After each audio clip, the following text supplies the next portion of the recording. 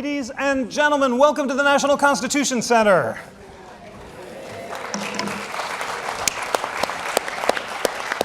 I am Jeffrey Rosen, the president of this wonderful institution, and this is such a happy day to celebrate the great collaboration between the National Constitution Center and C-SPAN.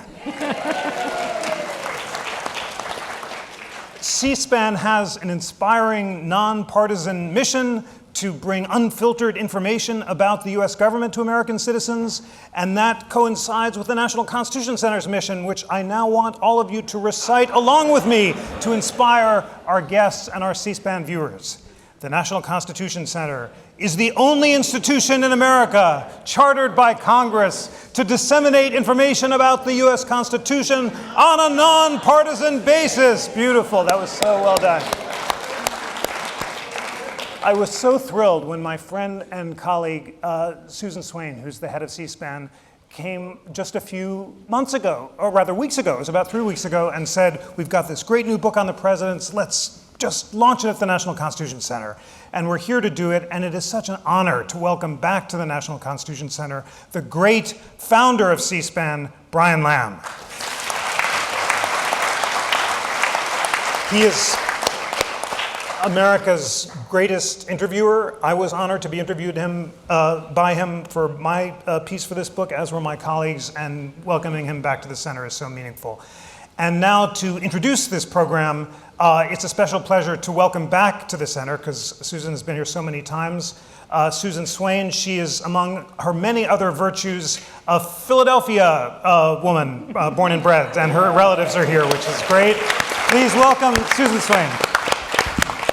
Thank you very much, and it's a delight to be back to the Constitution Center. I always have the bad luck to follow him, right, with that enthusiasm, and it's hard to replicate, but we're delighted to be here once again and welcome you all here.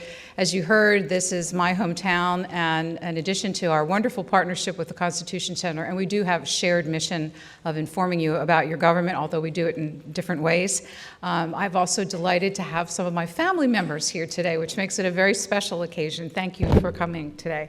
So, guess what? It's C-SPAN's 40th anniversary. 1979 in March, the House of Representatives went on television for the first time, and the cable television industry, private industry, created a service called C-SPAN to bring the Congress into your living rooms 40 years ago. It is a not-for-profit company, and our mission, as Jeff Rosen said, is to give you unfiltered access so you can decide for yourself about what's happening in Washington. And since we're in Comcast home territory, I want to tell you that the Comcast folks are our largest cable affiliate, and they have been on our board of directors since our founding, and they are tremendously an important part of what C-SPAN is today. So many thanks to them for what they have done for us for these 40 years. So when we talked about C-SPAN's 40th anniversary, we said, what are we going to do to celebrate this in a meaningful way? And decided to do this book, which is called The Presidents. And its subtitle is Noted Historians Rank America's Best and Worst Chief Executives. The reason why it was an important thing for us is it allowed us to showcase two very important aspects of our work over the years. The first is a survey of presidential historians, and the second is this real treasure trove of interviews that we have collected over the 40 years, many of them done by Brian, of presidential historians. But here is a look at some of the names of people that are included in the book that are a part of our collection here. And you'll see some familiar names: Edna Medford, Ron Chernow, Lou Cannon, Richard Norton Smith, Douglas Brinkley, and Robert Caro, and others who are very well-known contemporary presidential historians. And our three panelists today, the idea for this was to bring together three of the presidential biographers who are featured in the book to talk about something other than the pantheon of presidents who are on Mount Rushmore. Jeffrey Rosen has written a biography on William Howard Taft, and he was interviewed by Brian. And as you know, in addition to his work here, he's a professor at GW Law School, which made him particularly interested in the work of Taft, who went on to become the Chief Justice of the Supreme Court. And we've known him as a journalist, which he is in his heart and soul, since his early days in Washington, author of 6 books. Michael Gerhardt let me back up. Michael Gerhardt wrote a book called The Forgotten Presidents. Brian's going to be talking to him about a number of them. In our book, he is on the chapter on Jimmy Carter. And Robert Strauss is a Philadelphia area journalist. He worked at the Daily News and KYW for you Philadelphians. And his presidential biography, it's my favorite title of all the biographies. Worst period, president period, ever, period. And I'm sorry for you Pennsylvanians here, but it is your only president. James Buchanan. Of course, he's from the southern tier of the state, not Philadelphia, but nonetheless, he's our state's claim to fame. And we're going to learn more from Robert Strauss about why, in fact, he is the worst president ever. The organizing principle for this book was the second resource that I mentioned, and it is a survey that we have done of presidential historians 3 times. We did the first one in 2000 when Bill Clinton was leaving office, the second one when George W. Bush was leaving office, and the third in 2017 as Barack Obama was leaving office.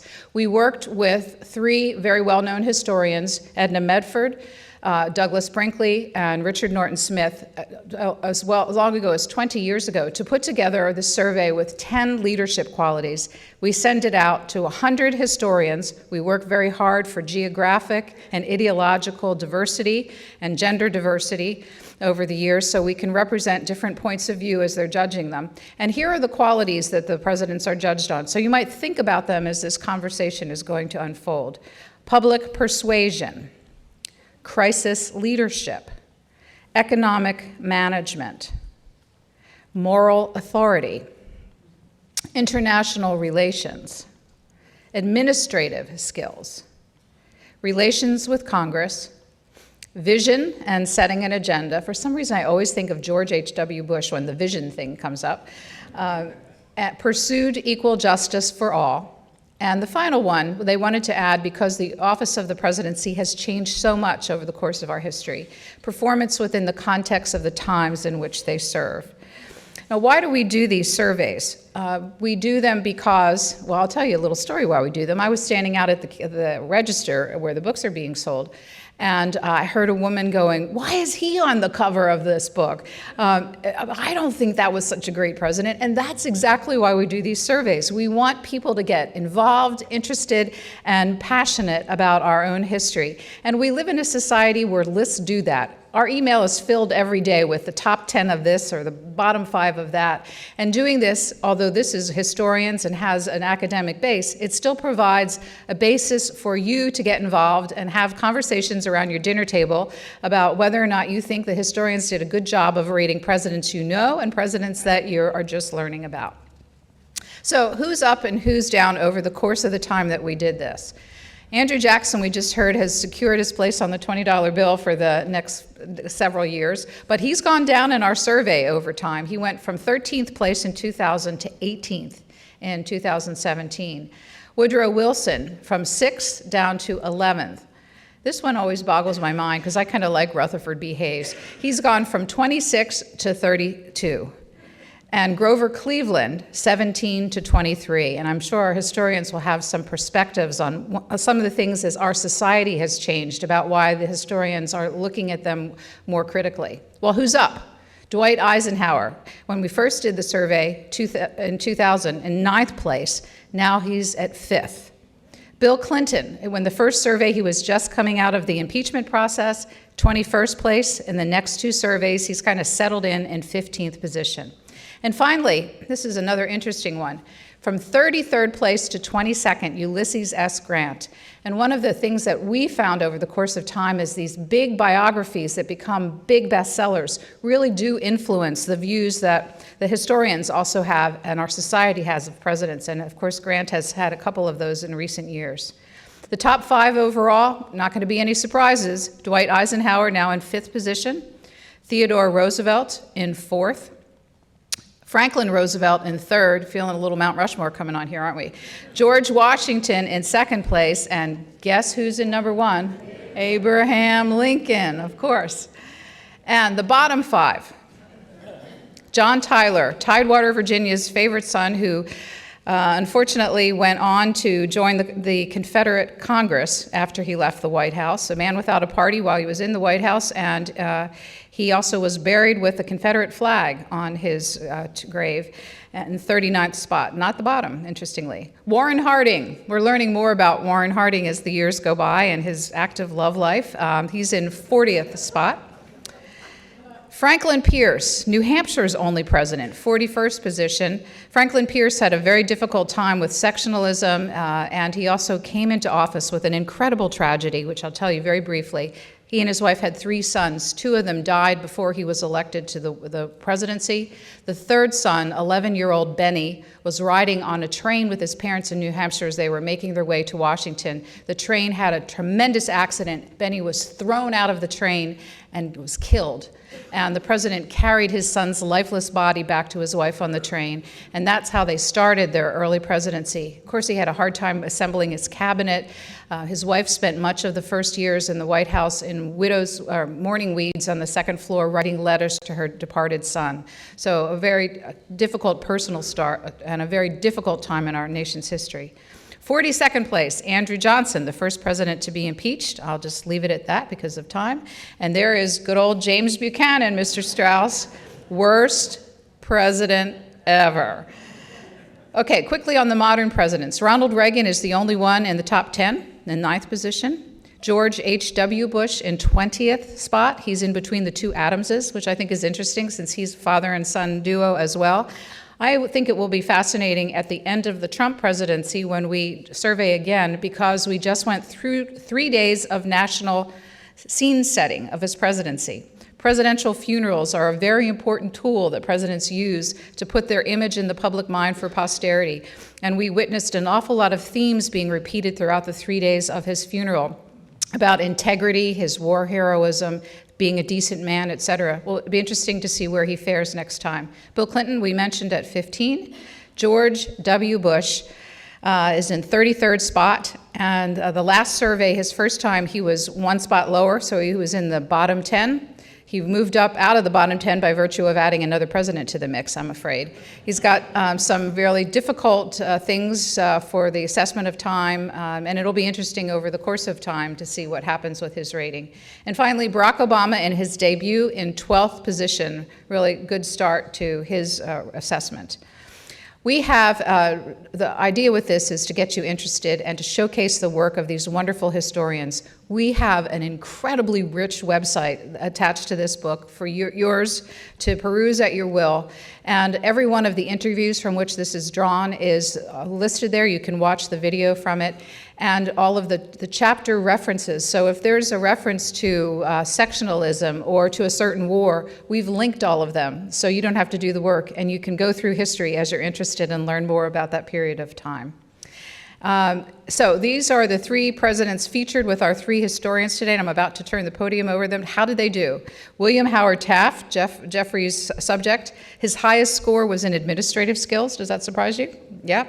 Lowest score, public persuasion. Yeah, rings true, doesn't it? Total score, 528 out of a possible 1,000. Michael, Jimmy Carter, his highest score, equal justice for all. Does that make sense with him? Yeah. Lowest score, crisis leadership. Yep, there we go. Total score, 506 out of 1,000. And James Buchanan, I'll tell you, he was in the cellar for all of them. I'm sorry. He had either 41, 42, or 43 in every single category. He was so low, he was 30 points below Andrew Johnson. Sorry about that. His highest score was 41st position in administrative skills, and his lowest score in 7 of the 10 categories was the number 43 spot. How about that? 245 out of a possible 1,000. I can't wait for you to tell us stories about this man and how he fared. So I'm going to sit down now and enjoy this wonderful panel along with you. Thank you for your attention. And note 2 things. You're going to have cards passed out for you to ask questions, which we'll do for the last 15 minutes. And also, everyone's books are going to be available afterwards if you're interested in learning more. I do want to tell you about our book, because C-SPAN does not make any money off the sales of its books. All of the very small amount of royalties that we get from the sale goes to the C-SPAN Education Fund, which makes free teaching materials for high school and middle school teachers. So if you buy a book, you help support teachers in schools. Thanks for your attention.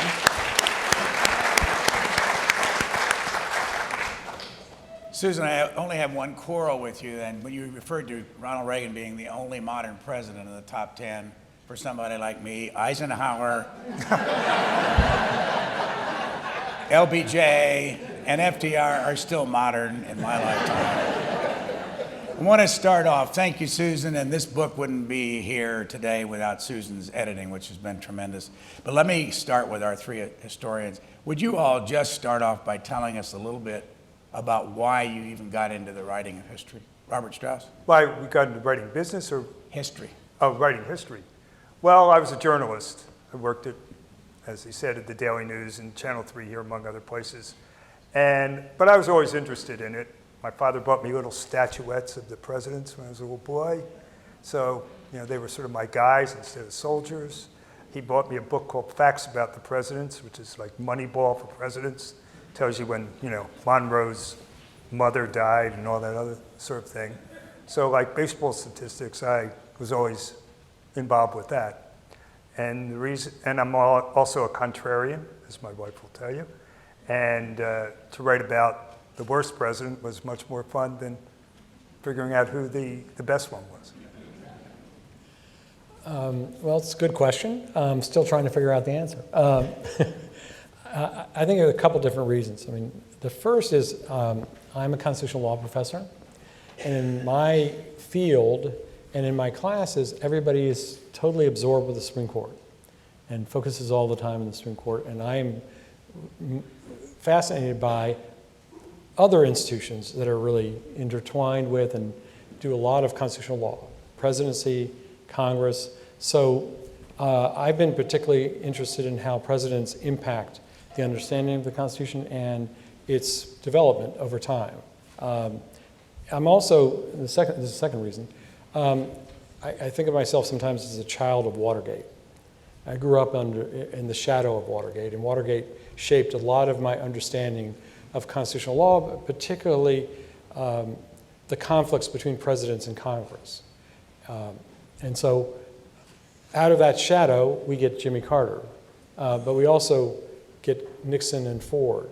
And it also changes, I think, a lot of how we view constitutional law these days. So that's another reason I got interested. Jeffrey Rosen. Well, as Susan said, I'm a journalist at heart, so I only write on deadline and to assignment. And the first biographies I wrote on Louis Brandeis and William Howard Taft were assignments from series. For Brandeis, it was the Yale Jewish Lives series. For Taft, this wonderful American President series. I didn't know much about either man before getting the assignment and was just so excited to learn about, in Taft's case, an underappreciated figure and to share him with the world. But I really resonated with the writing of history because when I was a kid, reading presidential biographies was the most inspiring thing I did. I read a lot, and I remember going to the Library of Congress for the first time, the Adams building, and being so filled with wonder to think that all the books of the world were in that building. And then learning more about Adams and Jefferson and reading biographies of Truman McCullough's biography about the bookish kid with the glasses who read and learned leadership through reading, or the amazing FDR biographies by Doris Kearns Goodwin about how another bookish boy found his life through books. But I just resonated so much to his heroic stories, and that's why I find writing biographies to be such an inspiring experience. I want to go back to Robert Strauss's book on James Buchanan, and I want all of you to jump in on this, and it doesn't have to relate just to James Buchanan. He waffled about everything. Right. Why did you, I picked this right out of our interview. Why did you say that? Well, at some point, the buck does stop. And the president is the point where it has to stop. And most of our great presidents, the guys you had up there, made the decision. Now, they weren't all great decisions. I would say that the Japanese internment wasn't a wonderful decision. But, sometimes it comes to a head. And Buchanan was the ultimate diplomat. First of all, he was the best party giver of the middle of the 19th century. He was there are positive things. He was apparently a really nice guy, had no enemies, but he was always just trying to please people. And he was a diplomat, like I said, he was ambassador to Russia, he was ambassador to England. And he was really good at having the czar over for lunch, So like I say, there were certain things that were good about him, but he did waffle. Michael Gerhardt, your book, the Carter chapter came out of your book with about 13 presidencies, 12 men.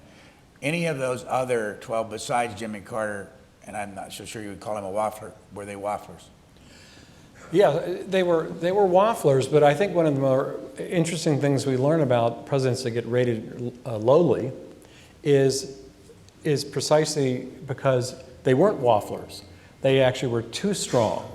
They were stubborn, and sometimes stubborn in really destructive ways. I wouldn't say Carter was just stubborn in a destructive way, but Carter was not a waffler.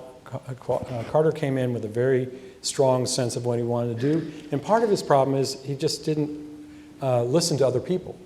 He felt he was morally sort of right about different issues, and then just kind of charged ahead. And it turned out that sometimes that was good, sometimes it was bad, at least sometimes it's popular, sometimes it's unpopular, and that became the story of his presidency. With some of the other folks I wrote about, for example, William Henry Harrison, he died 30 days after becoming president. But in those 30 days, he was stubborn. He actually had to be stubborn in some respects. He had to push against Henry Clay, who wanted to really be the power behind the throne, and Harrison didn't want that to happen. It turned out to be the defining moment, in a sense, of his short presidency. And a lot of presidents end up becoming unpopular or, again, ranked low precisely because they'll stake out a position, not listen to other people, not react to context or the events at the time, and end up losing the presidency and losing in the historical judgment of their presidency. Do you think he's right about William Howard Taft being among the list of the 12 that were the minor presidents? Sure. As a presidential leader, and the C-SPAN survey is exactly right that for presidential leadership, Taft is low, but for administrative skills, he's incredibly high. But the incredible power of Michael's book, which I learned so much from, is no, if you want a book about the constitutional legacy of the presidents, read Michael's book, because he's the only person who's written a sustained book about their constitutional visions. And as Michael said, and Taft is among these 12, characters who are not great as presidential leaders, but have a very strong constitutional vision.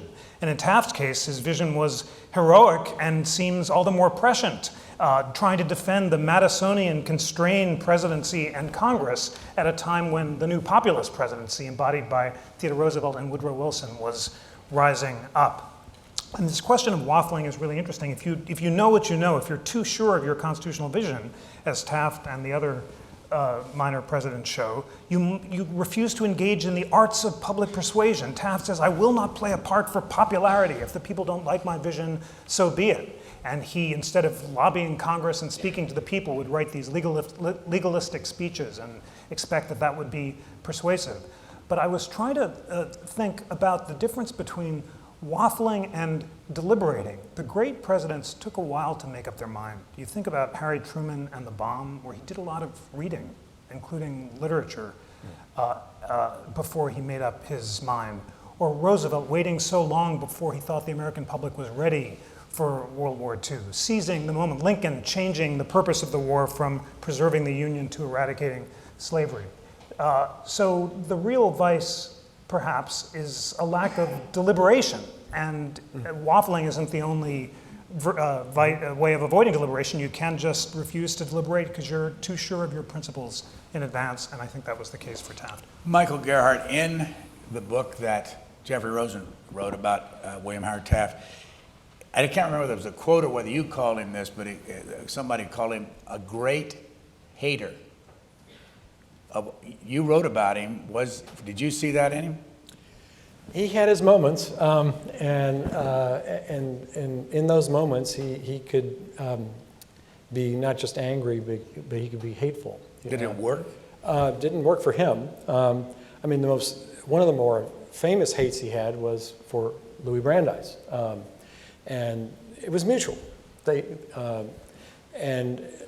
I think that ended up working more for Brandeis than it did for Taft.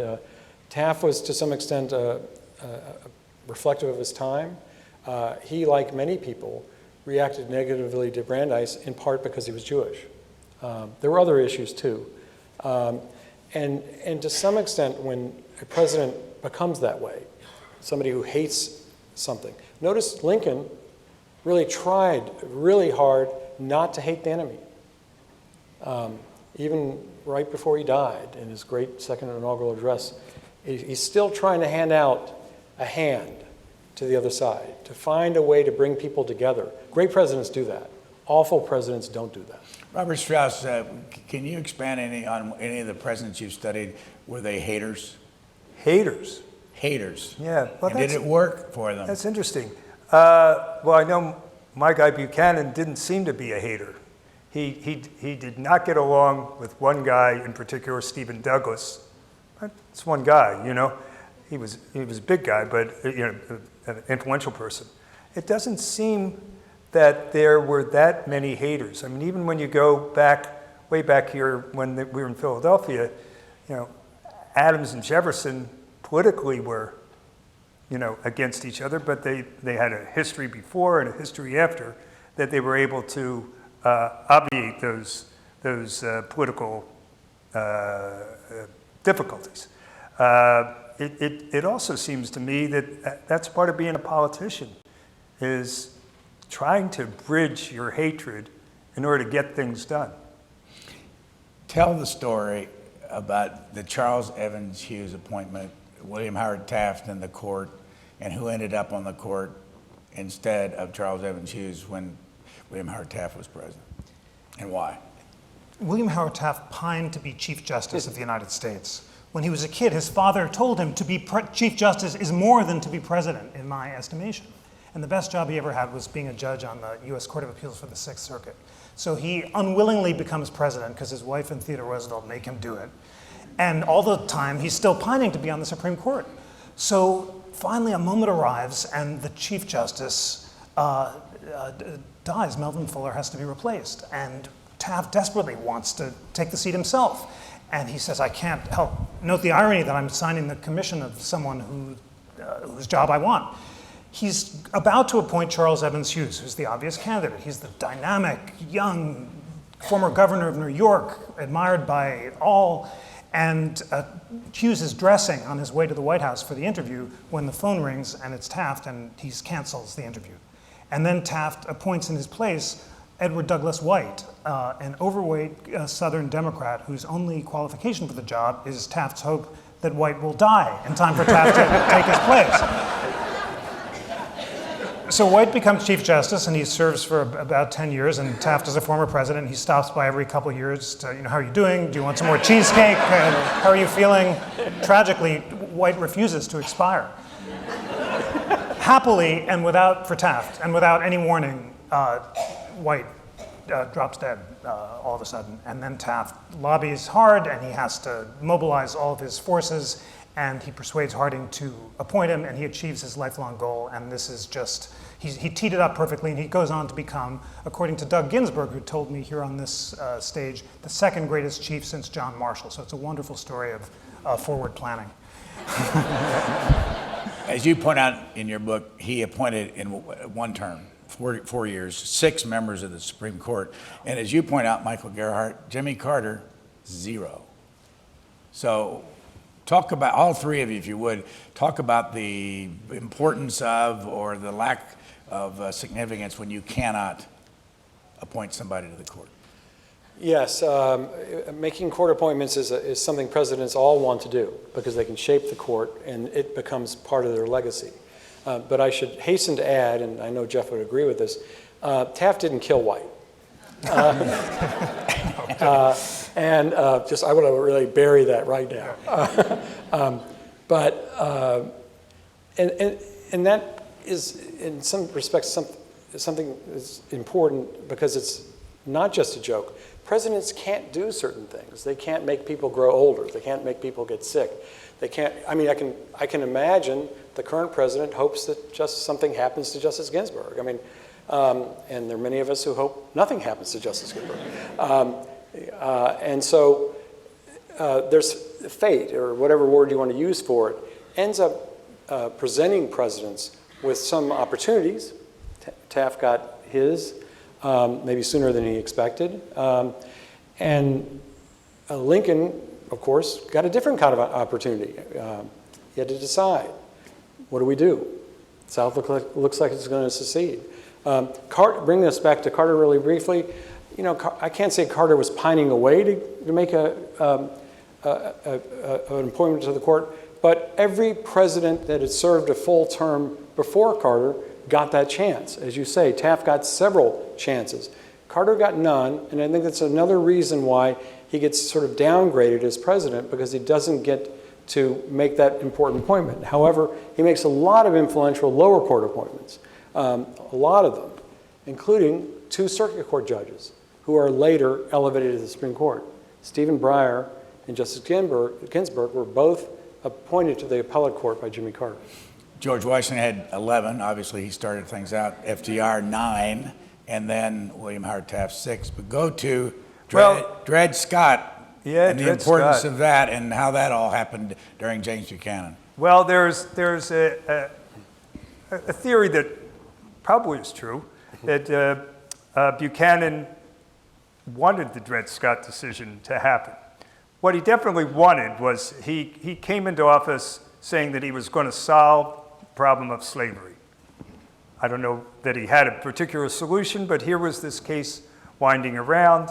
Dred Scott, the former slave, had gone into the up to Minnesota with, well, what became Minnesota with his master. He comes back to St. Louis, master dies. He says he's free because he was living in the territories that were not supposed to have slavery. In any case, the court case comes, and Roger Taney is the Supreme Court Chief Justice, Francis Scott Key's brother-in-law. They're all related. All these guys are related. Anyway, but the court is split 5-4, not conservative and liberal as today, but Southern and Northern. And Buchanan apparently had a discussion with Taney before he took office, after he was elected, and said, what are we going to do about this? And Taney says, well, I can't have a 5-4 major decision. It's just, nobody's going to, buy into that. If you can convince somebody to change his mind, well, Buchanan, does anybody here go to Dickinson College? Okay, well, you're responsible for the Civil War. So Buchanan went to Dickinson. Taney went to Dickinson. And there was a third Supreme Court justice that went to Dickinson, went to him, changed his mind. The case was sort of 7-2, but definitely 6-3 with a concurring opinion. And this, most vile of Supreme Court cases came to be because of Dickinson College. Jeffrey Rosen, in Michael Gerhardt's book, he talks about Jimmy Carter, and he makes this statement. He was a tremendously good man. How often, first of all, do you agree with that? And how often do you say that about the 44 men that have been president?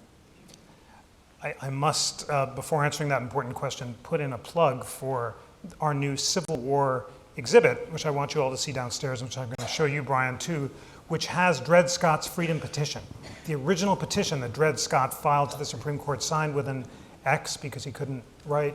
And it's that story, as you say so well, that set off the Civil War by requiring 3 constitutional amendments to overturn the Dred Scott decision. Was Carter a good man? I cannot look into his heart, although he famously characterized his own heart during the 1976 presidential campaign. He seems to be a good man, but are most presidents good men? And is there a correlation between private virtue and public virtue? Let me add while you're thinking about it. Yeah, that's an easy question, Brian. Thanks a lot for that one. Well, Michael Gerhardt writes, he also says this about Jimmy Carter, that he had integrity. Yeah. He was demanding. He was an outsider. And he brings up the fact that he gave amnesty to all those who dodged the draft during the Vietnam War. But again, any of you can jump in on this. Yeah. Talk about the good and the most integrity-ridden presidents. Yeah. Well, I mean, there's no doubt. Let me start with my guy. Taft was a very good man. When we talked about him being a hater, that's because he had a strong sense of personal loyalty. When he felt it was affronted, he would lash out. And his feud with Brandeis was ambition. He wanted to be appointed to the Supreme Court, and he had this fantasy that Woodrow Wilson, the Democratic president, would appoint him, Taft, over Brandeis. But the thing about Taft is he made up with Brandeis. And when they were on the court together, he was so devoted to the institutional legitimacy of the court and to massing the court, as he put it, that he would join Brandeis' decisions with which he disagreed. They would both set aside their disagreements to converge, and they ended up working together well. But Taft shows that there's no necessary correlation between virtue, and he was an incredibly devoted husband, which is a really important sign of virtue. Taft lovingly nursing his wife Nellie back to health after she had a stroke and taking hours a day to teach her to speak again. Incredibly devoted to his kids, who did so well, from Robert Taft, Mr. Republican in the 20th century, to his daughter Helen Taft, who became a really distinguished history professor and president of Bryn Mawr. None of that means that you're a good leader, because leadership requires things like deliberation, flexibility, the accommodation of competing points of view, the willingness to listen to your opponents that may not correlate with public virtue. Just thinking aloud, I remember reading one anti-Nixon historian who said that Nixon was the only truly wicked president that we had. And I don't think that that's true. And I have I love presidential biographies, and as Evan Thomas's recent Nixon biography shows, there was such a human side to Nixon. He was so vulnerable, and he also did a great deal of good in foreign policy, and he had, and even his awkward failed attempts to connect with his wife and kids, you can't help but empathize with the humanity of it. Can I interrupt to say that also Sure. Evan Thomas said in that book that Richard Nixon was weird. Well, he was weird, but that shouldn't disqualify any of us from public So you would office or agree that anything he like was that. weird? Yes, he was definitely weird. He was definitely weird. Asking Fred Malek to count the Jews was weird. That showed a certain obsession. Calling William Rehnquist Wrenchberg was weird, and his he didn't like to be touched. Of course, there's the sign of him, the teeth marks on the aspirin bottle. He couldn't. He was awkward, so he couldn't open the aspirin, and he would kind of try to.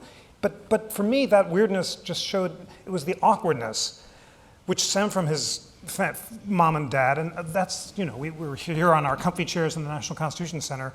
You really do have to go back to the relationships with the mom and dad to understand anyone's character, and his weirdness came from that pinched but demanding mother, and similarly Reagan's inaccessibility from his alcoholic father and so forth. So, each of us is complex in his own way, but I haven't really answered your question about whether you need to be a good person to be a good president. My instinct is no, that you don't, and I guess I'd like to know what everyone Robert has to say. Strauss, the other presidents that Michael Gerhardt writes about, Martin Van Buren, William Henry Harrison, John Tyler, Zachary Taylor, Millard Fillmore, Franklin Pierce, Chester Arthur, Grover Cleveland, Calvin Coolidge, Jimmy Carter, Benjamin Harrison. How about this whole business about being tremendously good Well, and decent? we had this sort of, if you studied history, you probably in high school went right from Jackson to Lincoln, right? All those other guys in between, several of whom he mentioned. So there's a fallow period of the presidency. At least, I don't know that historians would always say that, but it's pretty much that Congress ruled. I mean, we had great congressmen. I mean, even if you didn't agree with Jefferson Davis's or John Calhoun's politics, they were great men. They were prominent men, and of course Henry Clay and Daniel Webster.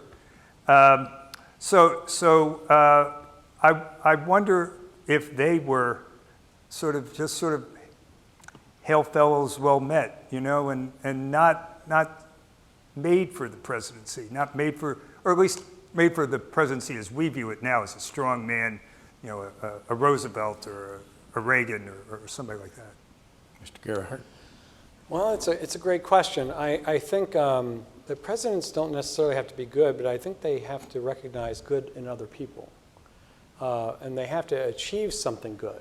That is a commonality in the presidents we've rated very highly. Lincoln was a complex guy, was a complex character, the guy that's been rated the highest president of all time. But one thing, and Lincoln was also something else, which I think is another characteristic of some of the great presidents. He was extremely good at reading other people. Stephen Douglas, who you wrote about, and who, of course, Lincoln, not Reagan, Lincoln, had to go up against Douglas a couple times, once for the Senate, later for the presidency. But what's really interesting is Douglas was a hater, Right. but he did not hate Lincoln. And in fact, when Douglas learned that he would face Lincoln, he said, I'm paraphrasing, I really like Lincoln. He's a good guy, which is really extraordinary coming from Douglas. Believe me, he would not say that about anyone else. He does say that about Lincoln. And I think that people who end up working with Lincoln end up thinking he was difficult sometimes because he wouldn't always tell you what he was thinking. Sometimes he would go back on what he said and things like that. He was very pragmatic. He had a lot on his plate. And presidents have to deal with that. But I think at the end of the day, presidents, I think, have to think about goodness because they have to achieve something that is good because that's what's going to be lasting. In a few minutes, we'll go to the questions, and I don't know where the little cards are. Do you have no cards? Okay. We ought to, in the next few minutes, thank you, Susan, very much. All right, what are the chances that we talk about and think about the presidency too much? Well, they're high. The framers thought that Congress would be the most powerful branch, an impetuous vortex sucking all else into its voracious jaws. The judiciary would be the least dangerous branch, but the chief magistrate, as they put it, was supposed to be a constrained office that would take care that the laws were faithfully executed and be commander-in-chief, exercising the will of Congress within constitutional bounds, but not a popular leader. And this was Taft's whole point. To the degree that he has constitutional significance, it is that he marked the year, 1912, that the presidency was transformed from a constrained and constitutional into a popular and populist office. When you have both Wilson and Roosevelt saying that the president is a steward of the people who directly channels their will, then you have a very different vision of the presidency than the framers imagined, and Taft thought it was a threat to the Madisonian separation of powers that could lead to demagogues and the mob and to presidents currying favor with factions by making demagogic appeals and therefore threatening liberty.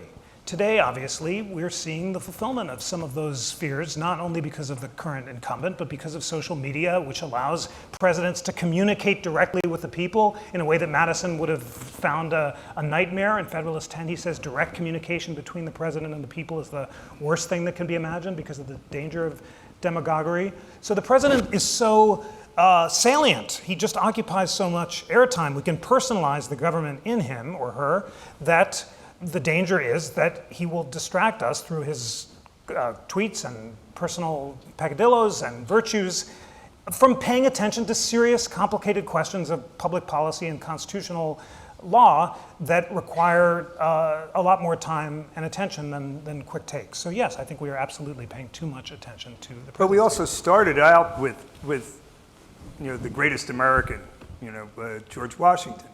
We started out with a strong president, or at least a person who was made, publicized to be a strong president and a significant man nonetheless, no matter what you would have said about his presidency, whether you agreed with his politics or not.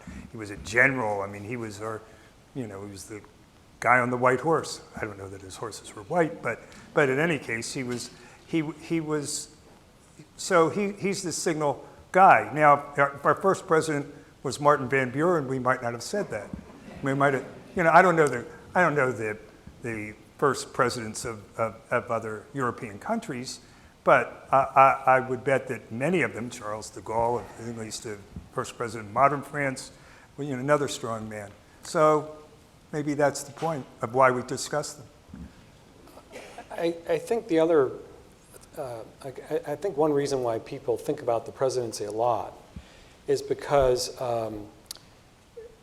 one thing that gets left out of the equation a lot of times in thinking about great leaders is they need followers. They need the people. They need the people not just to vote for them, but to support them. And they need to enjoy, to some extent, interacting with people. Taft hated it. I mean, Lincoln actually liked it. Lincoln sometimes, the great storyteller. Lincoln would stop almost anybody and say, let me tell you a story. And sometimes, this is part of the brilliance of Spielberg's movie about Lincoln is, finally Stanton says, oh my God, another story. But there's more realism in that than not. And I think that the other thing about presidents is, to some extent, they reflect something else I think the American people, almost in spite of themselves, sometimes want, and that's a king. They go back and forth on it, but they like to look up to somebody. They want to look up to somebody. And the presidency can occupy a position no other leader can occupy, which is he, at least so far he, is always in the camera, always in the people's eye, always being written about. People are always sort of telling stories about them, biographies about them. We have days dedicated to them, not to great Supreme Court justices, not to great members of Congress, but we do have President's Day. And it's a little bit of a reflection of how, to some extent, we threw off a king. But there's a little bit in us and in the American people, I think, that want there to be good in the president so they can revere them and honor them to some extent like a king. Should we be trying to rate them? I know it's even in the subhead of your book about rating presidents. Jeffrey Rosen, is it a good idea or a bad? Let me just tell you a quick story and see what your reaction is to this. At C-SPAN, we get a lot of students. And we, for some reason, I get a lot of Ohio students. And I had a group in, the name of the school remained in my head, not yours. They're great students, great kids, and enjoy them very much. But I asked them, what have you done since you've been in Washington? And invariably, they get around to, we've been to Arlington National Cemetery. Now, these are Ohio students. And I'll say, what did you see at the cemetery? And they said, the John F. Kennedy gravesite. And I'll say, I ask them, who else is buried in Arlington National Cemetery? And they have no idea. What other president? They have no idea. And it's a president that served for 4 years and 9 years as the Chief Justice of the Supreme Court. And his obelisk is within walking distance, and they have no idea, and they don't even know who William Howard Taft is.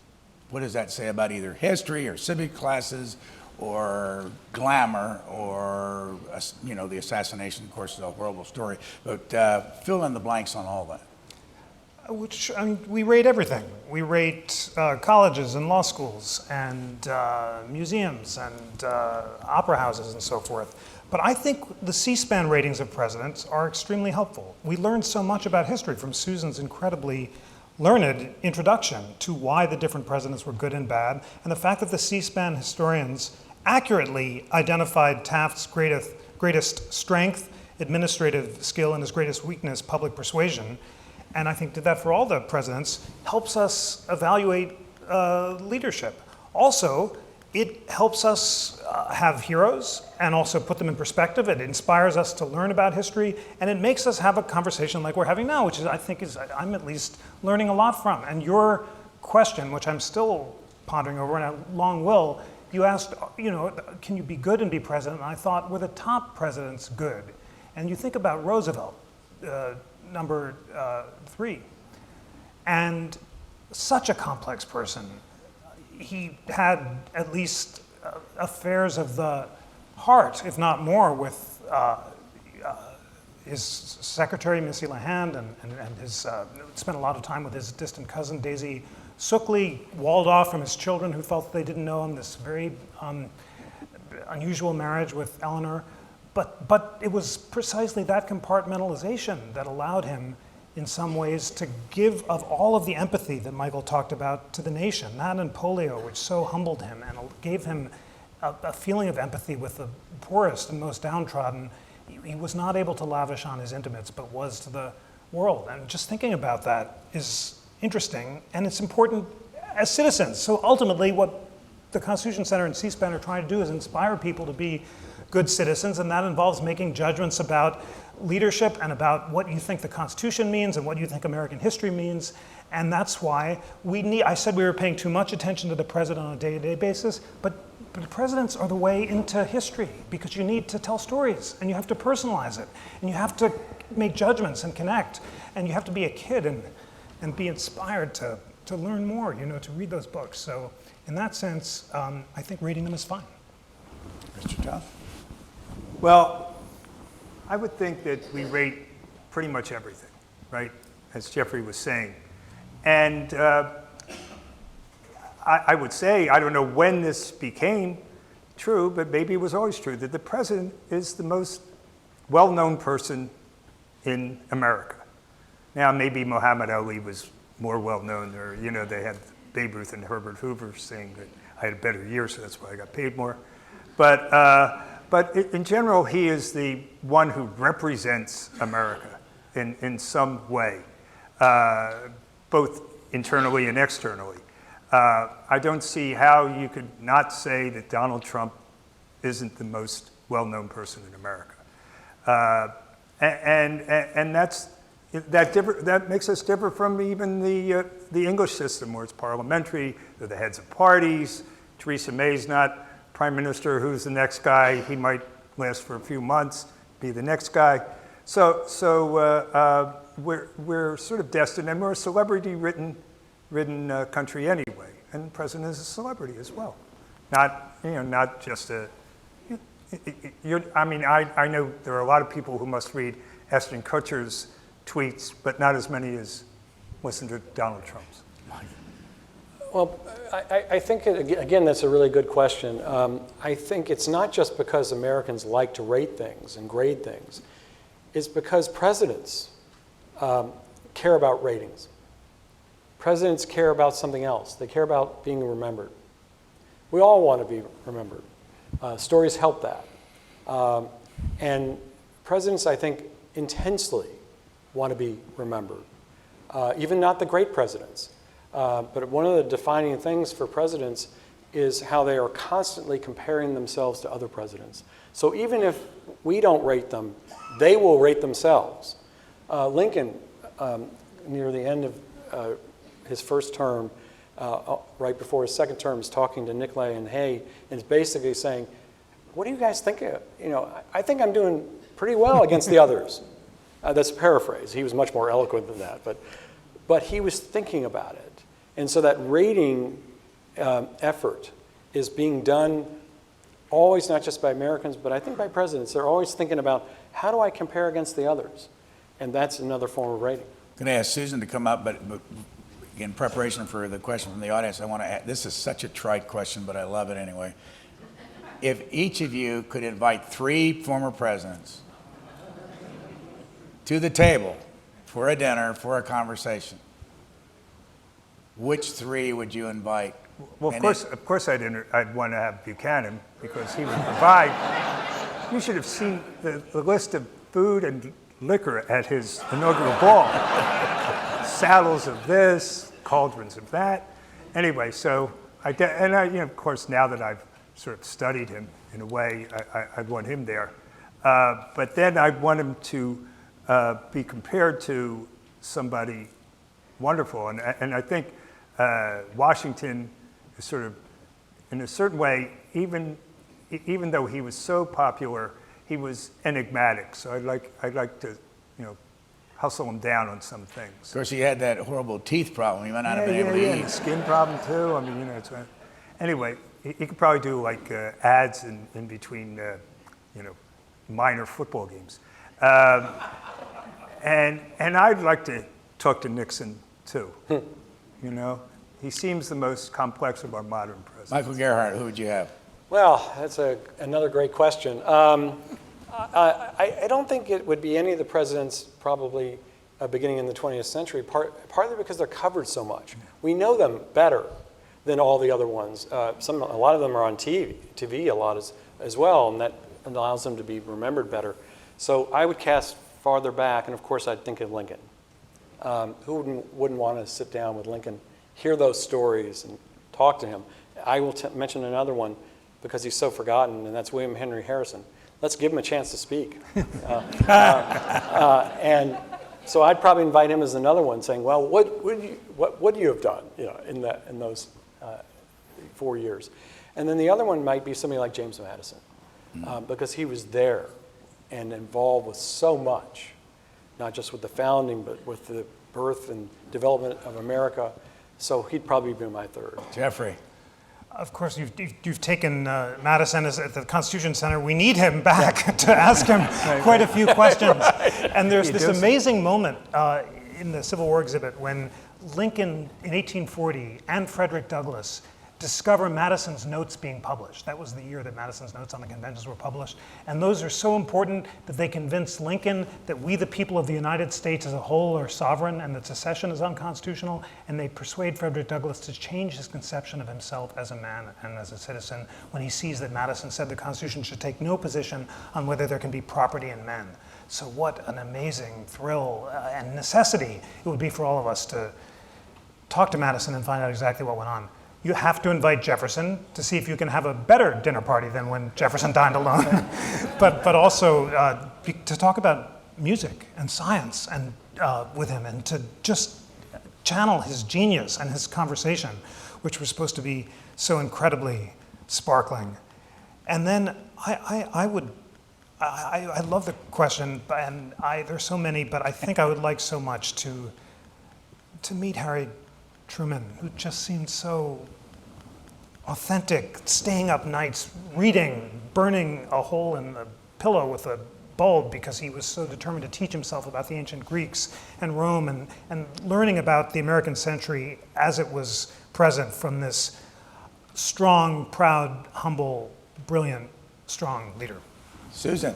Thank you. Before I get to questions, when you were talking about haters before, Jeffrey Rosen, in our book, we tell, I think through your interview, the rift between Theodore Roosevelt and Taft, and how just like the Adams and Jefferson, they came together late in their life. Would you briefly tell that story? It's a great story. It's a wonderful story. Of course, Roosevelt was Taft's mentor. He persuaded him to run for president. He said he was going to be the greatest president since Washington.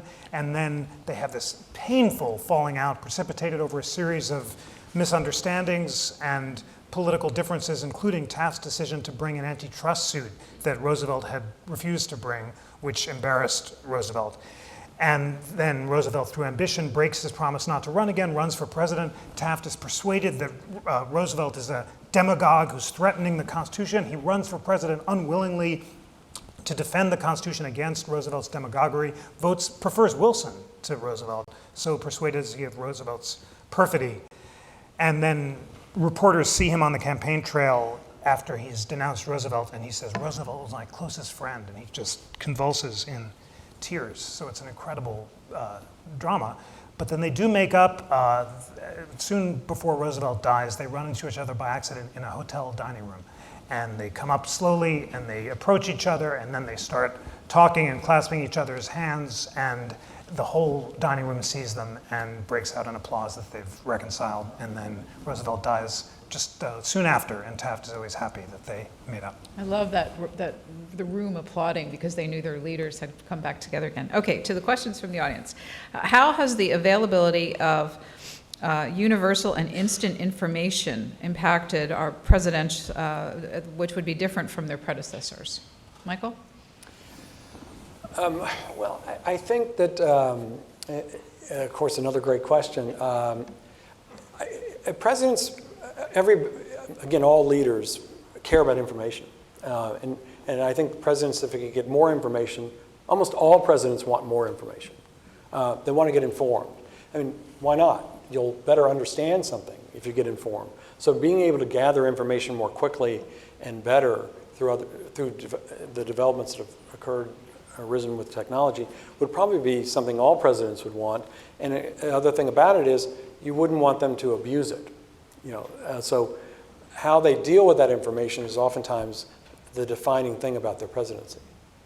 Yeah, I'm going to name someone, but if either of you have thoughts that, in addition to that, please jump in. Is there any correlation between good or bad presidents and legislative experience coming into office? Well, I will say this, in the last election, a lot was made of Hillary Clinton's resume. Well, there was nobody with a better resume, ostensibly, than James Buchanan. He was a state legislator in Pennsylvania. He was a member of the U.S. House. He was a member of the U.S. Senate. He was Secretary of State. He was ambassador to Russia. He was ambassador to England. He had been up for a Supreme Court justiceship a couple of times. And it sort of came to nothing. He had no great legislative triumphs. He was sort of the last man left to be nominated. He wasn't exactly nominated on the first ballot. I think it was the 16th or something like that, something we wouldn't have today. But they weren't going to have Franklin Pierce back. He was a disaster. It's like the Phillies sometimes with the relief pitchers, bringing somebody else in because he's somebody else. But essentially, he was the plotter to the top. And I also have a thought that perhaps Abraham Lincoln didn't have a big bar to jump over to become a great president. And so maybe you're comparing before and after. I won't say, it's hard to say that about Lincoln. Michael, do you have a thought on that? Sure. I think legislation is critical for a presidency, especially a presidency that will endure or be remembered. Presidencies are remembered in part because of their speech, what they say, their rhetoric. They're sometimes remembered because of the awful things they've done or the failures they had. But they're also remembered for their achievements, I think, with legislation. And so another president that's often forgotten and rated low is John Quincy Adams, right. who achieved absolutely no legislative success. But and while we rate Lincoln the highest, and legislation is part of what he achieves, but of course he creates the possibility for there to be legislation that will be done in the future because he saves the Union. But just a possible counter, passing legislation as president might be important, but think of how few of the greatest presidents did have legislative experience, including Roosevelt, a minor state legislator in Albany and so forth. Johnson may be the only really serious legislator who also had legislative achievements. And Michael, I would say, I learned from your book, greatness, do you have a constitutional vision? Yeah. Not just do you pass laws, but do you transform the understanding of the Constitution? That's what, there are 3 republics in American history. The founding republic, and Washington is the founding constitutional vision of that. The middle republic, the Reconstruction Republic, and Lincoln is the anchoring figure there. And then the progressive era New Deal republic, and Roosevelt is that one. When you ask what is our next constitutional vision, you see Ronald Reagan aspiring to repeal the New Deal republic and to resurrect the originalist Constitution through transformative Supreme Court appointments. Bruce Ackerman was here last week on this stage, and he argues that had Reagan succeeded in his appointment of Robert Bork, he would have been as great a president as Roosevelt and Lincoln because he would have led to a new republic. What's so fascinating to think of now is that with one more Supreme Court appointment, a Republican president might indeed achieve the resurrection of the originalist republic that eluded Reagan, and whether you think it's a good or bad idea, that would be just as transformative and significant a presidential act as the transformations of Washington, Lincoln, and Roosevelt themselves. Yeah, I just wanted to add one quick thing to that, and it may help us solve a great mystery. Oftentimes people say about Lincoln, my gosh, he didn't really do anything before he became president. Didn't have much of a resume. But I think one reason why Lincoln gets elected is because what people cared about in the 19th century is what they still care about now, and that's what Jeff was talking about. They care about vision. They care much less about experience than a president's judgment and their vision. And of course, Lincoln had both. And many of our great presidents, that's what they have. Jeffrey, I'm going to turn to you for this because it's in your time frame. Why has Wilson dropped so many points? His views on race. The president who resegregated the federal government is not a president who can speak to our time. That's one important reason for progressives now questioning Wilson. At the same time, conservatives and libertarians are questioning Wilson. George Will was here 2 years ago. He's coming back next, I think it's next Wednesday, June 20th, to talk about his new book. George Will says the defining question for whether you're a conservative today is who you would have voted for in the election of 1912. And conservatives, he said, would have voted for Taft, and anyone who voted for Wilson or Roosevelt is a progressive, and George Will, traces to Woodrow Wilson. The questioning of the Madisonian separation of powers, the birth of the progressive imperial presidency that directly channels popular will, the rise of demagoguery, Will, and lots of conservatives and libertarians, blame it all on Wilson. So that's a pretty tough series of critics to have from both sides, and that's why he's gone down. Related to that, Michael, maybe for you to start on this, do shifting cultural views impact the way historians rate presidents? Absolutely, because in part because we're all embedded in culture. We're all bound by culture. Presidents as well. They can try and break a lot of things, but they can't break out of their culture. They might be able to change the culture to some extent. Obviously, Lincoln's vision encompasses in part, let's change our culture in part by getting rid of slavery. Let's break the chain, so to speak, and begin a different way of thinking, and then unfortunately he dies. But I think culture is critical for a president because it defines the context in which they operate. Okay. For our crew, we'll take about 10 more minutes with questions here. Anyone want to tackle this one? Discuss JFK's place. Is it Camelot? Well, he didn't pass much legislation if we went back to that. I mean, most of his signal things that he wanted to have done, he found, not too much success in Congress for. If we look back, people who don't like Trump are in a horror of our age, but I mean, my God, the Cuban Missile Crisis, we thought we were all going to blow up. So there were a lot of, I wouldn't necessarily call it a great successful presidency, except culturally, except the idea that youth got involved, that the Peace Corps started, or any of these things that he represented as opposed to the old times, which is probably now why we're having a resurrection of Eisenhower. We're remembering those old times as not so bad. I'm thinking as Robert was speaking, silence is not something that helps a presidency.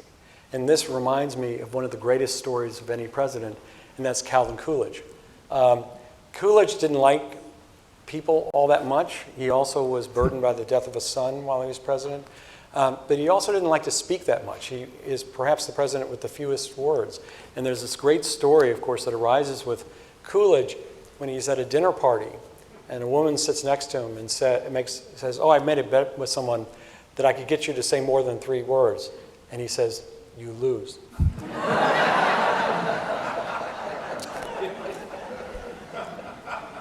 Not surprisingly, we have 4 or 5 cards that want to ask about the incumbent president, and so I'll use this one, and perhaps again, Michael, you could start because you just talked about historians being a product of the culture in which they live.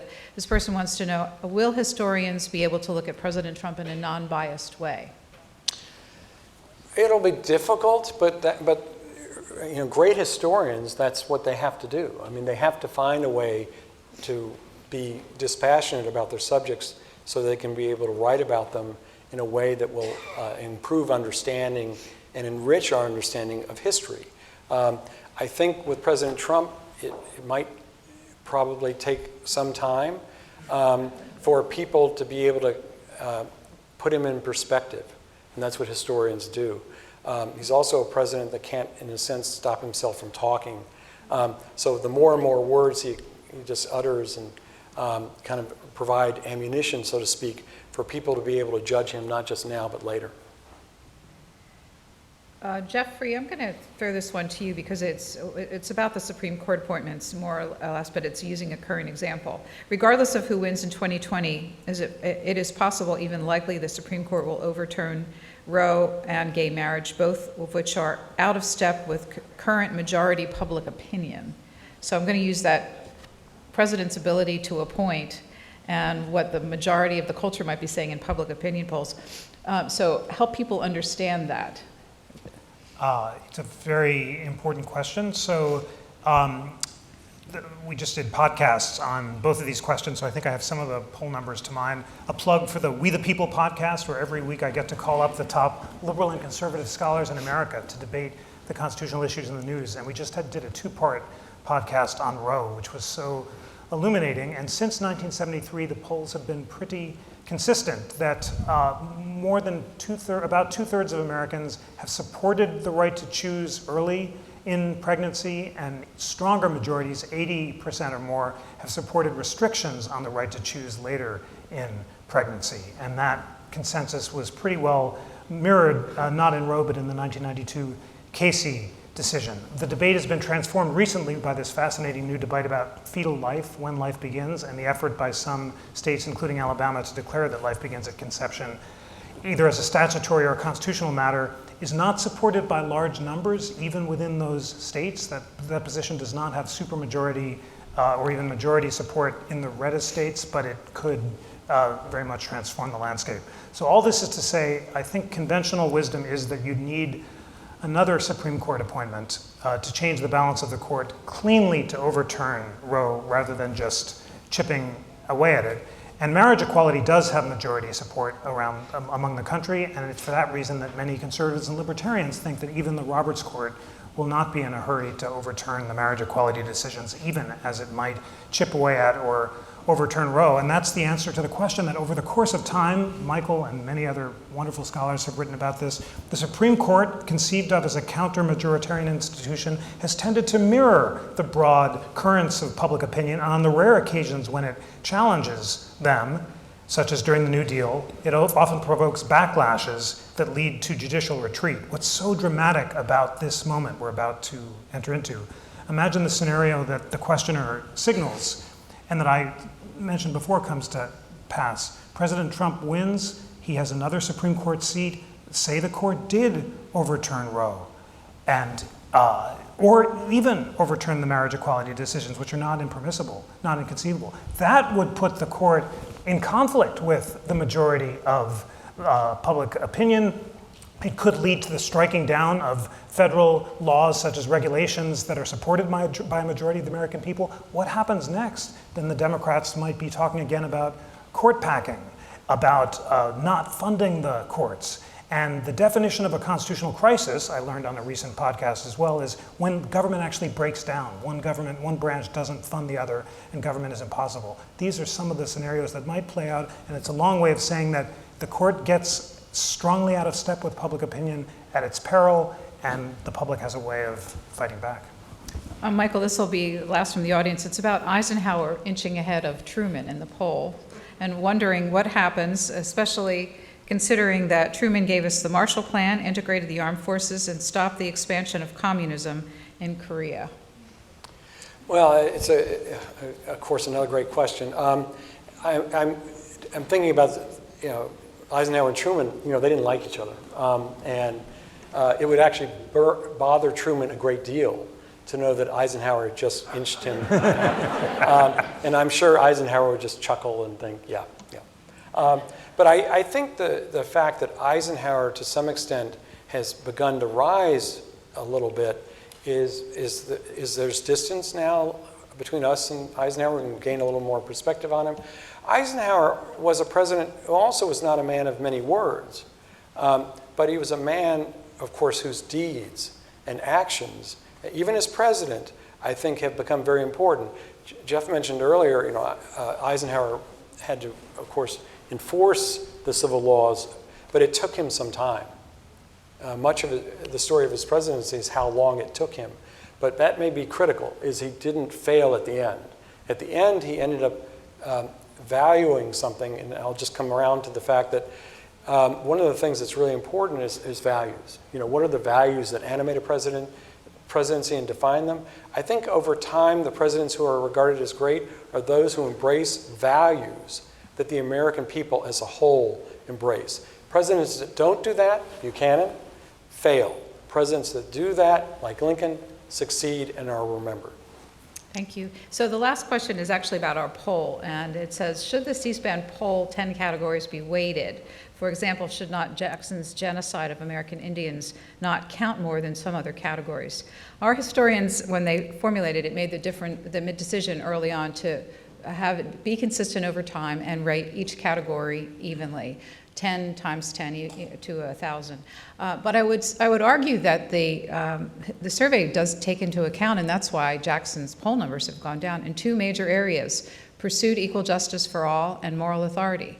So in fact, our shifting understandings of his role in these have affected his poll numbers enormously. So it does get weighted in the court of historians' opinion. If you're a math whiz, go to that website, cspan.org, the presidents. All of the ratings, 10 times the 43 presidents who are rated, are all there. You can play with the survey results yourself by knocking off one of the categories, giving more weight to another, and see what happens to the results. Have a little fun with it. So I would like to thank you all for your attention and have you join me in thanking Brian for his questions and our wonderful panelists.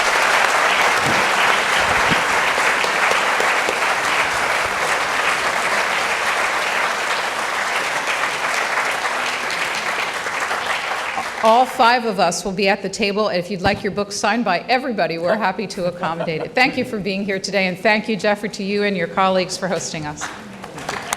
Excellent, Jeff.